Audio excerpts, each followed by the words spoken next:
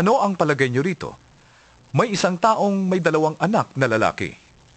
Lumapit siya sa nakatatanda at sinabi, "Anak, pumunta ka ngayon sa ubasan at magtrabaho ka roon." "Ayoko po," tugon niya. Ngunit nagbago siya ng pasya at nagtrabaho sa ubasan. Lumapit din ang ama sa ikalawa at ganun din ang kanyang sinabi. At tumugon ito, "Opo, ngunit hindi naman pumunta sa ubasan." Sino sa dalawa ang sumunod sa kalooban ng kanyang ama? Ang nakatatanda po. Sagot nila. Sinabi sa kanila ni Jesus, Sinasabi ko sa inyo, ang mga maniningil ng buwis at ang masasamang babae ay nauuna pang magpasakop sa paghahari ng Diyos kaysa inyo.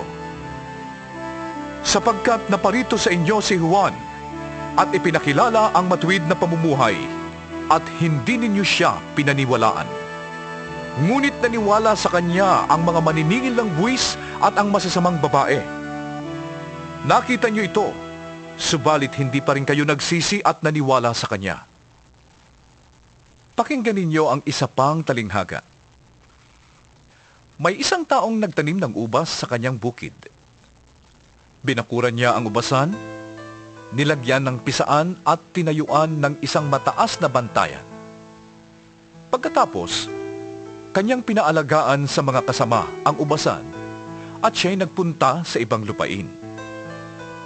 Nang dumating ang panahon ng pitasan ng ubas, pinapunta ng may-ari ng ubasan ang kanyang mga tauhan upang kunin sa mga kasama ang kanyang kaparte. Ngunit, sinunggaban ng mga kasama ang mga tauhan. Binugbog nila ang isa, pinatay ang ikalawa, at binato naman ang ikatlo. Pinapunta uli ng may-ari ang mas marami pang tauhan. Ngunit, ganon din ang ginawa ng mga kasama sa mga ito. Sa kahuli-huli ay pinapunta niya ang kanyang anak na lalaki. Ngunit nang makita ng mga kasama ang anak, sila'y nag-usap-usap. "Ito ang tagapagmana. Hali kayo, patayin natin ng mapasa atin ang kanyang mamanahin." Kaya't siya'y sinunggaban nila, inilabas sa ubasan at pinatay.